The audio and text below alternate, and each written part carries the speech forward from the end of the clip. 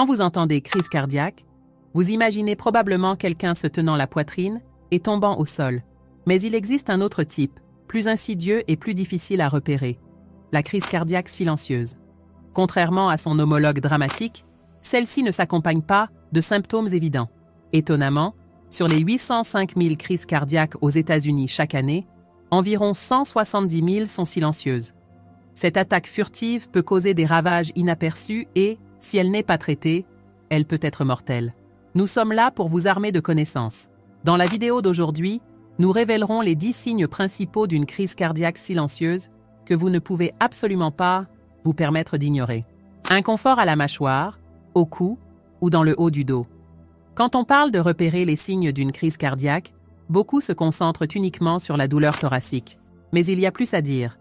Bien que l'inconfort thoracique soit crucial à noter, ce n'est pas toute l'histoire. En fait, certaines personnes ayant eu des crises cardiaques ont mentionné ressentir des douleurs au cou ou à la mâchoire avant l'apparition de symptômes tels que l'essoufflement et les nausées. Pourquoi? Eh bien, pendant une crise cardiaque, votre muscle cardiaque se contracte de manière vigoureuse, mettant ainsi une pression sur vos os et ligaments, entraînant un inconfort dans ces zones. Fatigue inhabituelle. Vous sentez-vous excessivement fatigué tout le temps? Cela pourrait être un signal de votre corps indiquant un problème. Dans une étude de l'American Heart Association, ils ont examiné 515 femmes ayant eu des crises cardiaques et ont découvert que 70% d'entre elles se sentaient inhabituellement fatiguées avant l'événement. Pendant une crise cardiaque, votre cœur est soumis à une pression supplémentaire en essayant de pomper le sang à travers des artères bloquées, ce qui entraîne une fatigue. Bien que la fatigue puisse parfois être attribuée à la charge de travail ou au changement de sommeil, si vous vous sentez inexplicablement fatigué, il pourrait être utile de considérer la possibilité d'une crise cardiaque silencieuse. Pression dans la poitrine. Si vous ressentez une pression dans votre poitrine, votre cœur pourrait essayer de vous dire quelque chose. Cet inconfort, également connu sous le nom de douleur anginale ou substernale, se manifeste généralement par une sensation serrée et inconfortable au milieu de la poitrine. On peut le confondre avec une crampe et il peut durer plusieurs minutes.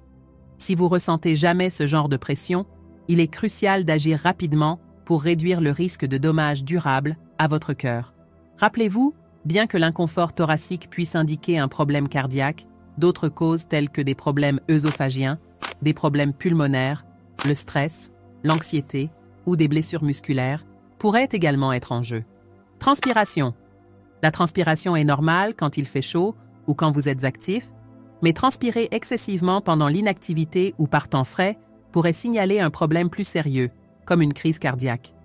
Lorsque vos artères sont bloquées, votre cœur doit travailler plus fort pour pomper le sang, ce qui entraîne une augmentation de la transpiration, alors que votre corps essaie de réguler sa température pendant cet effort supplémentaire.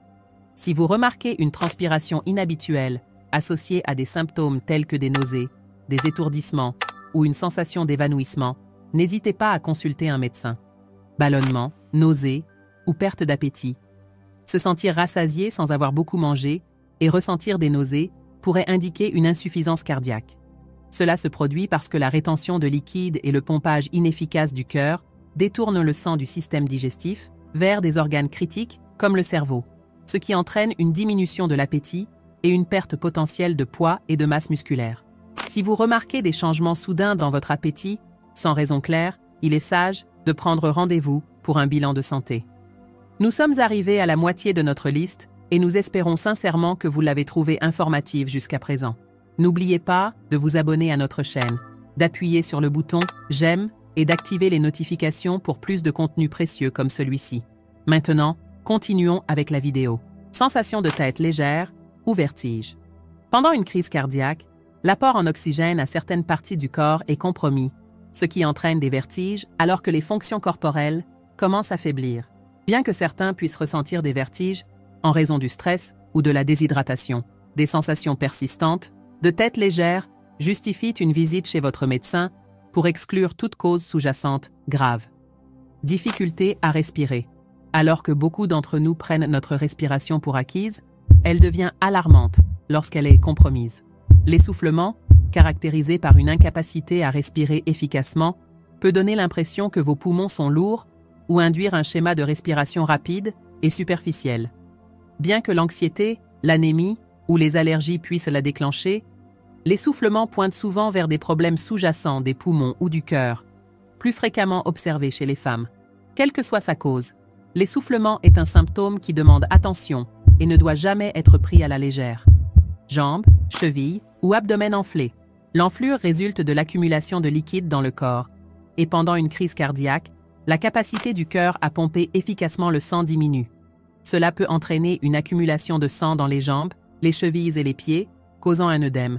De plus, les perturbations dans l'approvisionnement sanguin des reins entravent leur capacité à éliminer le sodium et l'eau, contribuant davantage à la rétention de liquide, un signe révélateur dans environ 20% des cas de crise cardiaque. Si vous remarquez ces symptômes chez vous-même ou chez quelqu'un d'autre, une action prompte est cruciale. Rechercher rapidement une assistance médicale améliore les chances d'éviter d'autres complications d'une crise cardiaque. Grippe persistante. Si vous n'arrivez pas à vous débarrasser de la grippe, cela pourrait être un signe d'alerte.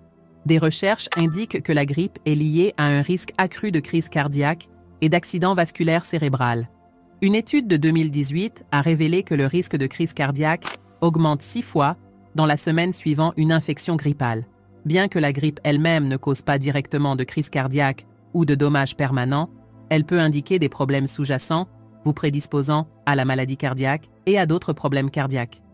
Surtout si les symptômes de la grippe apparaissent aux côtés d'une fréquence cardiaque élevée, d'un essoufflement ou d'autres signes de maladie cardiaque comme des douleurs thoraciques ou une pression, il est sage de rechercher rapidement une assistance médicale. Problèmes de sommeil. Étonnamment, les difficultés à dormir peuvent signaler des problèmes importants.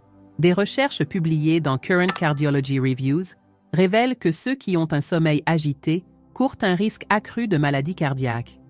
Pendant une crise cardiaque, un blocage dans l'artère coronaire gauche, souvent causé par l'accumulation de graisse ou un caillot, restreint la circulation sanguine vers certaines parties du cœur, provoquant un dysfonctionnement. En réponse, le corps libère des hormones d'alerte comme l'adrénaline, la noradrénaline et le cortisol, perturbant les schémas de sommeil. Ainsi, si vous avez du mal à dormir profondément, à vous retourner toute la nuit, cela pourrait indiquer un problème sous-jacent sérieux. En ce qui concerne le cœur, chaque détail compte. Les crises cardiaques figurent parmi les principales causes de décès dans le monde. Cependant, adopter des habitudes simples comme maintenir une alimentation saine, faire régulièrement de l'exercice et arrêter de fumer peut considérablement réduire votre risque. Si vous avez des doutes concernant des signes ou symptômes, il est crucial de consulter votre médecin plutôt que de prendre des risques. Même si les symptômes semblent initialement mineurs, une action rapide pourrait faire toute la différence et potentiellement sauver votre vie. Avez-vous trouvé cette vidéo informative ou utile? Partagez vos réflexions dans les commentaires ci-dessous. N'oubliez pas de vous abonner pour rester informé sur les futurs contenus et n'oubliez pas de liker et de partager. Restez en bonne santé.